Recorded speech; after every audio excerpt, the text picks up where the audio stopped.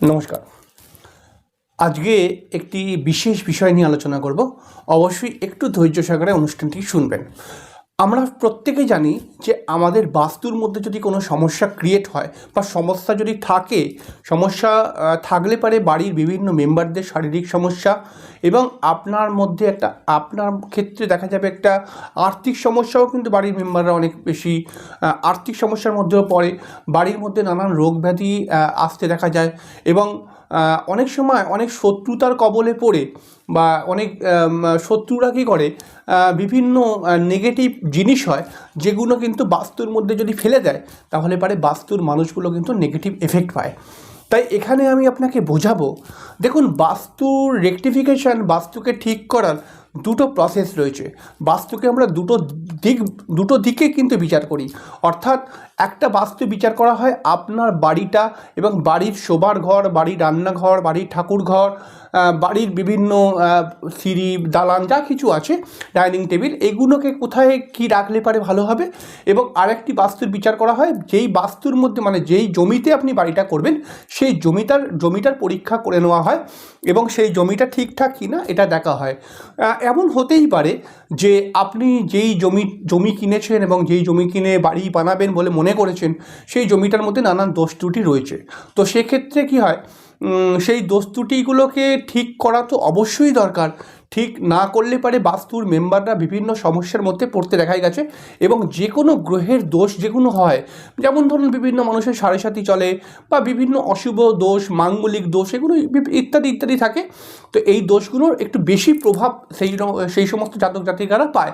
তো এখানে আমি কিছু নিয়ম বলবো, সেই নিয়মগুলো আপনি বাস্তুর দোষ নিবারণের ক্ষেত্রে কাজে লাগাবেন। তবে এই নিয়ম করে কিন্তু পুরোপুরি রিকভার হবে না। এই নিয়মটি কিন্তু 6 মাস অন্তর বা 1 বছর অন্তর করতেই হবে।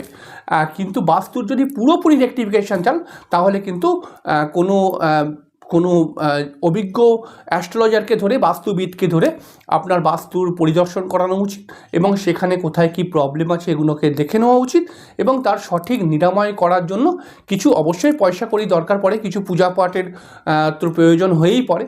তো সেগুলো করলে পারে বাস্তুটি সঠিকভাবে নিরাময় করা সম্ভব হয়। তবে আজকে কিন্তু আমি আপনাকে বলবো যে সাময়িকভাবে আপনি কিভাবে বাস্তুর এই দোষ থেকে নিরাময় করতে পারবেন, অর্থাৎ সেই বাস্তুর মধ্যে আপনি সুখে শান্তিতে থাকতে পারবেন। তার জন্য কিছু নিয়ম আপনাকে মানতে হবে। তবে অনুষ্ঠানে তো অবশ্যই চলে যাব। অনুষ্ঠানে যাওয়ার পূর্বে প্রত্যেকবার যে কথাটি বলে থাকি, আপনারা অবশ্যই আমার এই চ্যানেলটিকে সাবস্ক্রাইব করে দেবেন। এই চ্যানেলটির মধ্যে আমি বিভিন্ন উপায় বলবো এবং তার মধ্যে বেশ কিছু অ্যাস্ট্রোলজিক্যাল নিয়ম বলবো যে কীভাবে অ্যাস্ট্রোলজি আর কি, যা শিক্ষামূলক অনুষ্ঠান। তো আপনারা যদি শিক্ষামূলক অনুষ্ঠান না বোঝেন তাহলেও কিন্তু আমি আপনাদেরকে বলবো যে চ্যানেলটিকে সাবস্ক্রাইব করে রাখবেন, কারণ এই চ্যানেলের মধ্যে আমি কিন্তু নানান উপায় সম্পর্কে বলবো এবং অনেক উপায় এমন রয়েছে যেটা আপনার হাতের কাছেই, কিন্তু আপনি জানেন না বলে কিন্তু করতে পারছেন না। তাই অবশ্যই সাবস্ক্রাইব করে দেবেন এবং আপনি যদি আমার ফেসবুক চ্যানেল থেকে আমার অনুষ্ঠানটি দেখে থাকেন তাহলে অবশ্যই ফলো করে দেবেন। চলে আসি মূল অনুষ্ঠানের মধ্যে। তাহলে বাস্তুর দোষ নিরাময় করব আমরা কিভাবে? তো এর জন্য কয়েকটি মেথড আপনি যদি অ্যাপ্লাই করতে পারেন তাহলে আপনি কিন্তু বেশ কিছুটা রিমুভ হয়ে যাবে, বেশ কিছুটা দোষটা নিরাময় হবে। তবে এই উপায় করে কিন্তু সারা জীবনের মতো নিরাময় হবে না। এই উপায়টিকে 6 মাস অন্তর অন্তর আপনাকে করে যেতে হবে। যেমন আমি একটি উপায় বলছি, যে বাস্তুর সবসময় একটা খেয়াল রাখবেন, বাস্তুর ক্ষেত্রে মুখ্য দরজা যেটা হয়, প্রধান গেট, যেই গেট দিয়ে আমরা প্রবেশ করছি বাড়ির মধ্যে, সেই গেটটা যদি দক্ষিণমুখো হয় তাহলে পারে কিন্তু এটি খুব সুবিধার হয়ে থাকে। তো এটা যেমন একটি বিষয়, অনেকের ক্ষেত্রে দক্ষিণমুখে করা সম্ভব নয়, তাহলে আপনি কয়েকটি মেথডকে অ্যাপ্লাই করবেন। যেমন হচ্ছে, যেই বাড়িতে আপনি প্রবেশদ্বার রয়েছে, মানে মুখ্য দরজা রয়েছে, সেই বাড়িটির দরজার ঠিক পাশে একটা টবের মধ্যে ছোট একটা আম গাছ পুঁতে দেবেন। আবার এরকম ভুল করবেন না কিন্তু যে আপনার মুখ্য দরজার সামনে কিছুটা জমি রয়েছে, সেখানে একটা সত্যিকারের বড় দেখে আম গাছ, মানে একটা আম গাছই লাগিয়ে দিলেন মাটির মধ্যে এবং আম গাছটা কোনো একটি সময় বড় হয়ে গেল। তো এরকম করলে কিন্তু হবে না। আপনি ঠিক, এর মধ্যে অনেক লজিক আছে, তাই আপনি ঠিক বাড়ির সামনে যে প্রধান দরজা তার সামনে একটা টবের মধ্যে একটি ছোট আম গাছ বসাবেন। এমন আম গাছ বসাবেন, মানে ছোটোই যাতে থাকে, সেটাকে বড় হতে দিচ্ছি না। কারণ হচ্ছে কি, বড় হয়ে গেলে পারে বিভিন্ন নেগেটিভ পাখির বাসা তৈরি হয়ে যায়। কাক বা ইত্যাদি ইত্যাদি পাখি কিন্তু ওই গাছের মধ্যে এসে বসবেই। তখন গাছের বিভিন্ন পটি টটি করা বা বিভিন্ন হাড়টার, বিভিন্ন মানুষের হাড় হোক, কোনো জন্তুর হাড় হোক, মুখে করে এনে আপনার বাড়ির জমির মধ্যে ফেলতে পারে, এতে নেগেটিভিটি বাড়তে পারে। তাই আপনি বড় গাছ পুঁতবেন না, আপনি ছোটো আম গাছ একটি কিন্তু অবশ্যই বাড়ির মুখ্য দরজার পাশে একটি টব লাগিয়ে টবের মধ্যে সেই আম গাছটি কিন্তু পুঁতবেন। আপনি কিন্তু অনেকটা বেশি রিলিফ পাবেন। তবে এই আম গাছটি পুঁতলেই হবে না, এই আম গাছটি পুঁতবেন, পুঁতার পর 6 মাস অন্তর এই আম গাছের মাটিটা পুরো ফেলে দেবেন, ফেলে একদম বাড়ির সীমানার বাইরে ফেলে দেবেন, এবং নতুন মাটি, আবার বাড়ি থেকে নতুন মাটি ওই আম গাছের মধ্যে দিয়ে আবার আম গাছটাকে যেমন জল টল দেওয়া হয় তেমন কিন্তু করবেন। তাহলে কিন্তু আপনি বাস্তুর বাস্তু নিরাময়ের এটা কিন্তু একটা উপায়। এছাড়াও কিন্তু যেই বাড়িতে আপনি প্রবেশ করছেন, মুখ্য দ্বার যেটা প্রধান দরজা, সেই দরজার সামনে একটি সুতো দিয়ে বা দড়ি দিয়ে একটা লাইন করুন, অর্থাৎ একটা মেপে নিন দরজাটা, মানে মুখ্য দরজা যেটা আসছে তার একটা বর্ডার লাইনটাকে মেপে নিন।